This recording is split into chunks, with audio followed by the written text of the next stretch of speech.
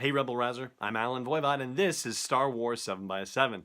So, here's the deal with the new trilogy of movies that's being worked on by Rian Johnson. We are in the stages even before pre-production. We're not even in pre-production, we're in pre-pre-production, if you will. We're in story development mode. Rian Johnson is undoubtedly hard at work, working on the first script for the first movie of the 3-movie set, the trilogy, and also probably the story arc for the entirety of the trilogy as well. I mean, if you're going to do a trilogy, then you've got to have a cohesive arc, and this whole trilogy is going to be overseen by him, even though he is just writing and directing the first movie. But you know that as he's developing this, he is going to be looking at the entirety of the story, not just his first movie within it.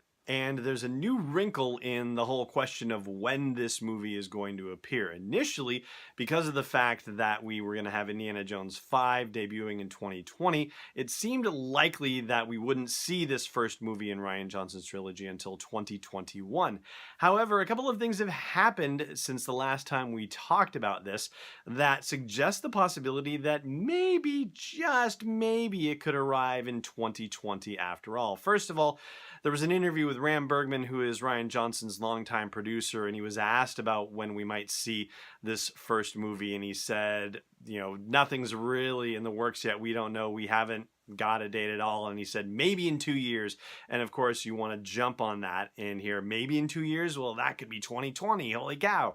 So there's that. You know, it sounds like the, iffiest of propositions. Maybe in 2 years? Nah, no, that's pushing it, okay? So let's start there.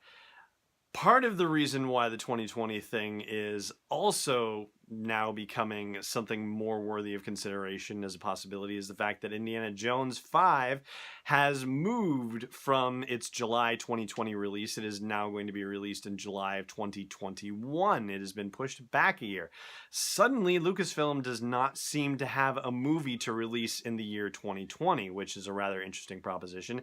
And as far as movie releases go, lining one up in December of 2020, well, that would certainly give Rian Johnson as much time as he possibly needs, in theory, to get his movie into theaters. But December of 2020 also features the release, so far, tentatively, of Avatar 2, the long-awaited sequel to James Cameron's sci-fi epic.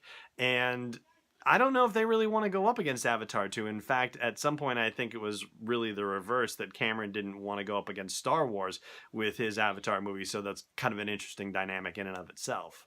But for the sake of discussion, let's see if this is really possible, all right? Let's assume, shall we, that Rian Johnson, because it's already been announced that he's going to work on a new trilogy, that he's been noodling with ideas here and there, but that he wasn't really able to get down into the nitty-gritty of the work until, say, after The Last Jedi came out on video. So let's just say April, that he was able to actually start getting down to work in earnest on this new trilogy.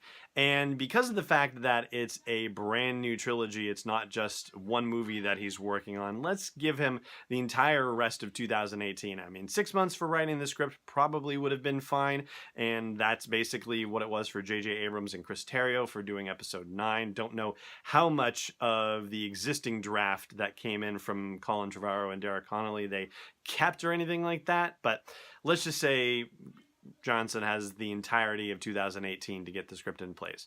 All right, so 2019 starts and they enter into pre-production in major, incredible overdrive fashion, okay? So let's give them 6 months and say that if that's the case, then pre-production should be wrapped and principal photography could begin by July of 2019. Let's assume anywhere between 3 and 5 months for that, and they could be done by Thanksgiving of 2019.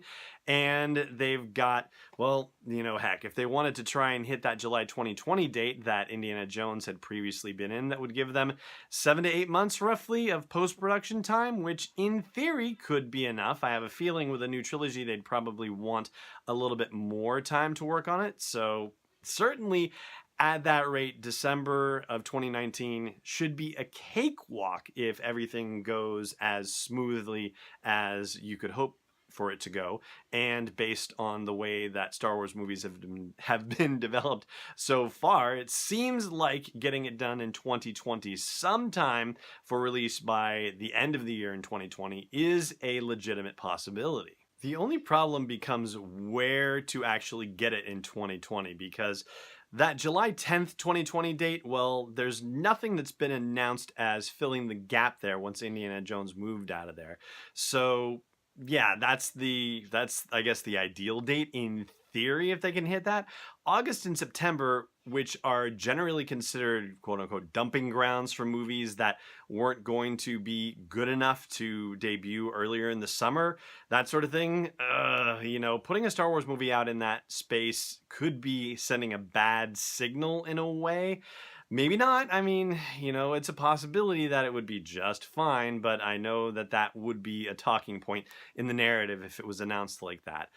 And then you get into October and November and December, and things get really crowded. There is a Marvel movie and a Disney movie in both October and November, and a Disney live action movie that's currently holding a space on December 23rd. We don't know what any of those 5 movies are. It just says untitled Marvel movie, untitled Marvel Fox movie, untitled Disney animation movie, untitled Disney live action movie, like that sort of thing. So we don't have the real complete picture of things, but it seems like once you get into the fourth quarter of 2020, it would be very difficult to find a spot for a Star Wars movie. So you'd have to keep your fingers crossed that 7 months of post-production to get it into theaters in July of 2020. That seems like the best option.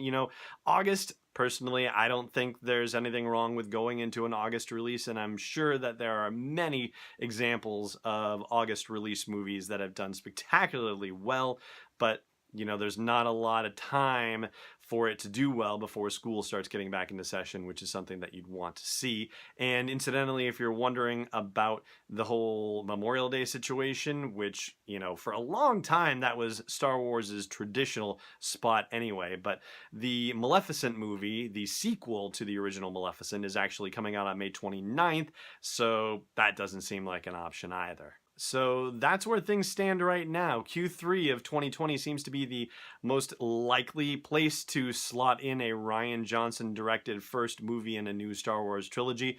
We're going to have to wait to hear from Lucasfilm for more details. And, we're in the dog days of summer now, so getting that kind of news, it would be a good time to get that kind of news, quite honestly, because we're not going to see any episode 9 news really until we start getting into October, November, December. I mean, we're supposed to be getting some sort of principal photography announcement soon. We darn well better.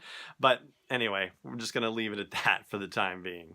And that's going to do it for today's episode over on the audio version of the podcast at sw7x7.com/iTunes or wherever you like to listen to podcasts. We're skipping Last Jedi trivia for the moment just to do a little thing real quick on the whole business of Rian Johnson deleting 20,000 tweets. We're going to address that there, so do check that out. But for now, it just remains for me to say thank you so much for watching, and may the Force be with you wherever in the world you may be.